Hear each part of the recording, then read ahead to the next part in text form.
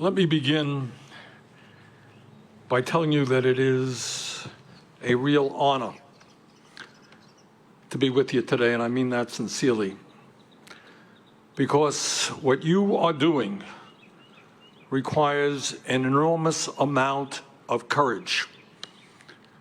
And what you're doing is not only for yourselves and your kids and your families.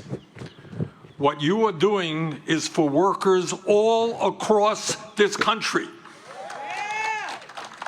Because we're living in a nation, as all of you know, where the very, very rich are becoming much richer, while half of our people are living paycheck to paycheck, and millions are working for starvation wages.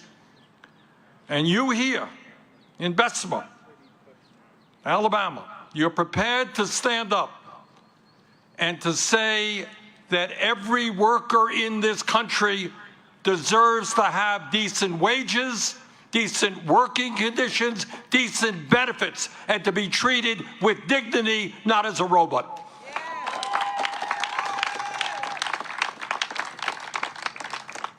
And when you stand up and fight, you are taking on here not only one of the most powerful corporations in this country, you are taking on the wealthiest individual in the world, and you're doing it in an anti-union state. So what you're doing requires courage, and from the bottom of my heart, I salute you. And today I say to Jeff Bezos, who is worth $180 billion, not million, billion, a man who has made tens of billions of dollars in the last year during this pandemic. And what I say to Mr. Bezos, why, when you have so much money, more money that can be spent in 1,000,000 lifetimes, why are you spending millions trying to defeat an effort on the part of workers here who want nothing more than decent wages, decent benefits, decent working conditions?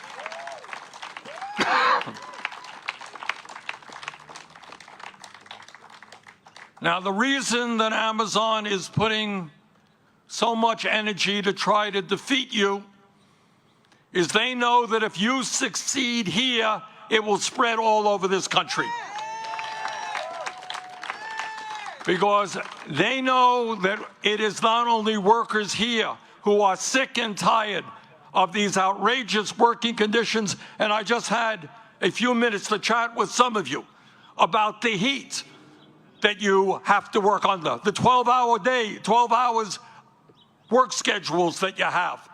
The fact that when you get a 30-minute break, it takes you 10 minutes to get to the break station and 10 minutes back.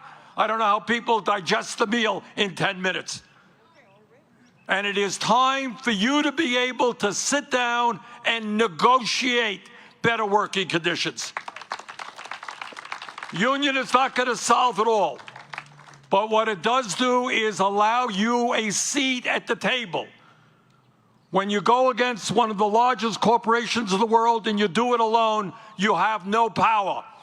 But when you stand together in solidarity with each other, you can negotiate for a better workday.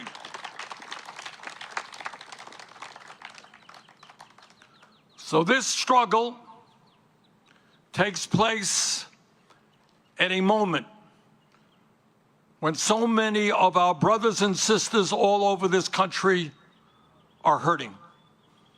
And they are sick and tired of the greed that is so rampant in the corporate class. Enough really is enough. How much money do the richest people in this country require?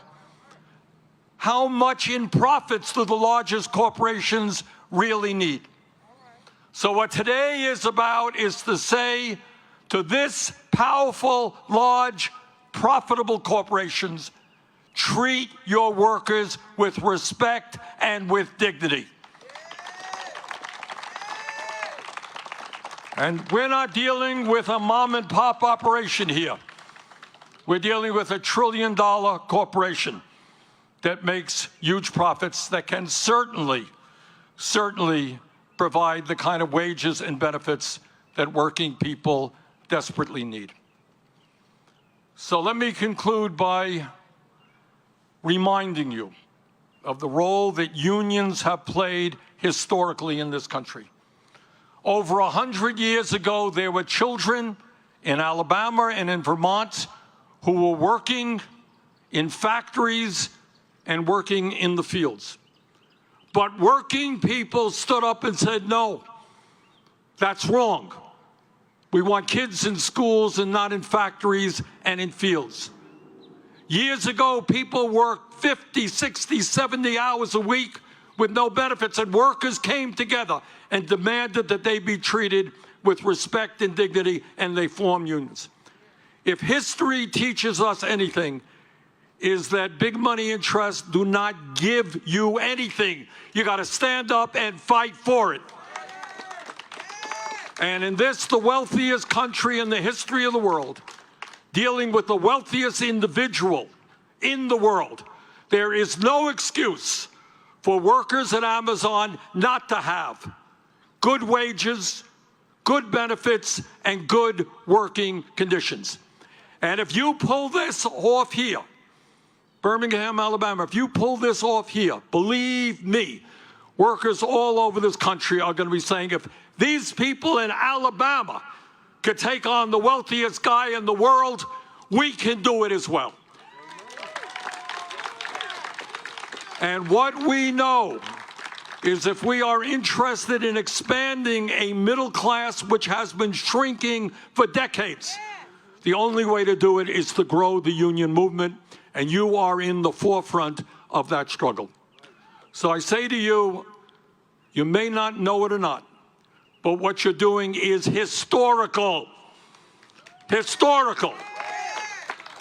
Because all over this country, people are sick and tired of being exploited, sick and tired of not having the dignity that they deserve. And your message to people all over this country is stand up and fight back. You're going to do it here. We can do it all over this country. We can grow the middle class.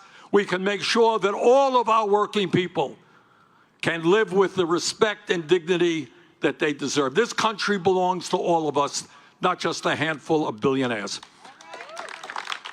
So I thank you very much for allowing me to say a few words to you. I thank my good friend Killer Mike for being with you. Let's go forward together. Let's win this thing. And I say to the workers out there who have not yet voted, get those ballots in right now. Right now. Let's win this thing. Let's make history. Thank you all very much.